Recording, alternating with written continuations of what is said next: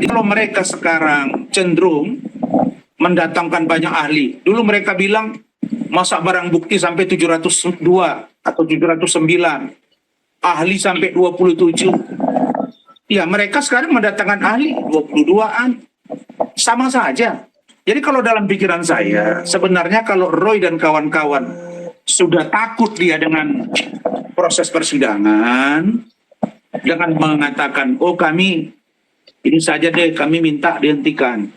Ya, kalau Anda gentle, Anda takut bersidang, Anda ragu tentang hasil yang Anda bilang sebagai metodologi ilmiah dengan menguji ijazah yang dari hasil scan Pak Jokowi 99,9% itu palsu, sudah Anda datang saja rame-rame 6 orang ke Solo, terutama RRT, minta maaf kepada Pak Jokowi.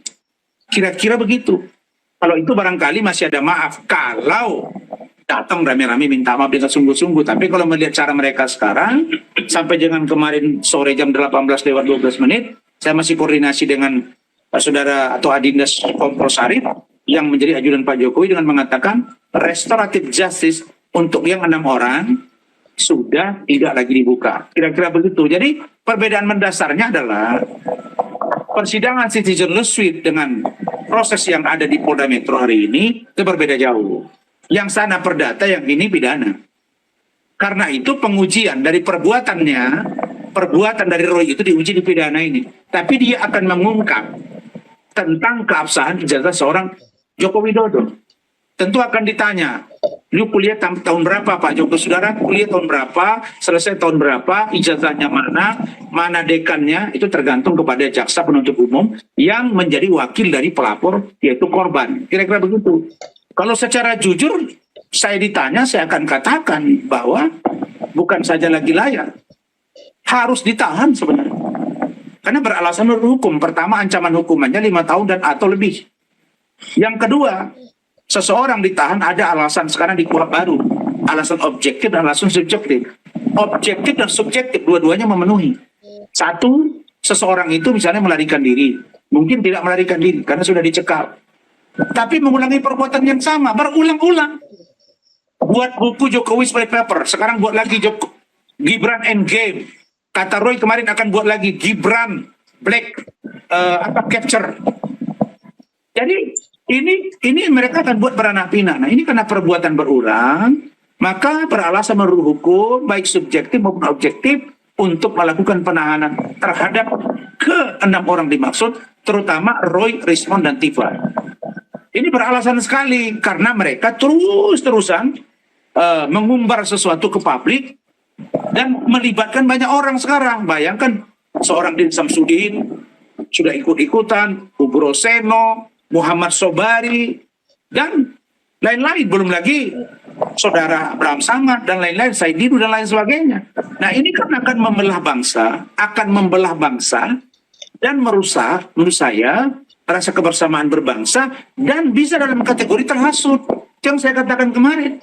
Jadi dia dengan perbuatan Roy dan kawan-kawan ini membuat banyak orang terhasut. Dalam bentuk apa? Pikirannya. Dalam bentuk apa? Tindakannya. Nah selama ini 1 tahun berjuang mereka ini tidak ada tuh. Kenapa sarang nongol? Makanya Bang Egy Sujana tadi di Mabes Polri, dia mengumumkan bahwa TPU sudah bubar, karena sudah dibubarkan oleh Pak Habib Rizik. Mereka mendirikan satu organisasi dipimpin oleh Saudara Damai Ari. Tapi dia juga mengatakan bahwa ingat ya, Roy Suryo dan kawan-kawan silakan berjuang sendiri.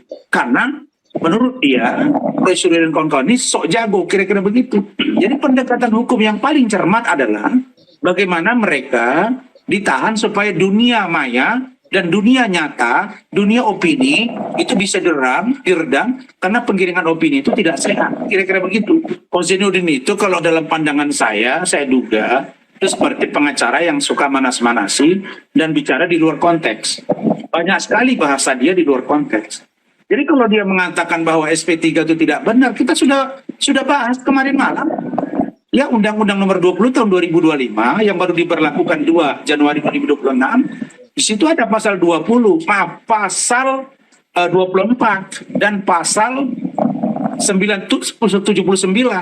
Di situ memang menyatakan bahwa ada unsur-unsur dapat dilakukannya penghentian terhadap sebuah perkara, dan juga ada unsur-unsur terkait dengan restoratif justice. Nah, jadi kalau acuannya salah satu di dalamnya misalnya pada klausul poin restoratif justice itu atau RJ itu adalah pemaafan oleh korban dan atau keluarganya. Nah, Pak Jokowi sudah memaafkan. Maka kalau si korban memaafkan dan si pelaku datang sudah bicara, mereka nggak perlu harus saling mengucapkan atau tertulis saya minta maaf, tidak. Itu tergantung penyidik untuk mendalami bahwa apakah ini sudah layak menjadi dilakukan RJ atau tidak. Nah, penyidik pada kesimpulannya mengatakan sangat layak, sehingga akhirnya dihentikan, selesai. Lalu ada kemudian pertanyaan, loh kalau dihentikan 2 harusnya berhenti semua? Enggak dong, kan perbuatan pidana itu kan masing-masing.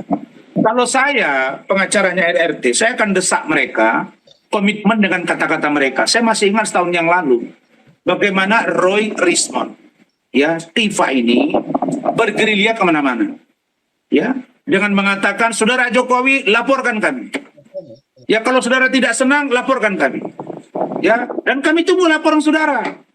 Yang kedua, jangan saudara cabut laporan, saudara Jokowi jangan cabut laporan.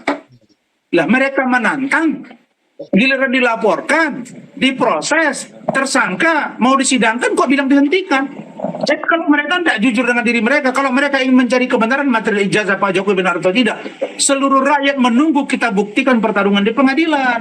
Kan besarnya ranahnya, bukan pembicaraan sepotong-sepotong di media.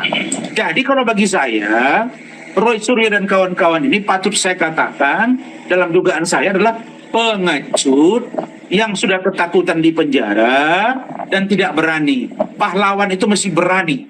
Vini, vidi, visi. Saya datang, saya perang, saya menang.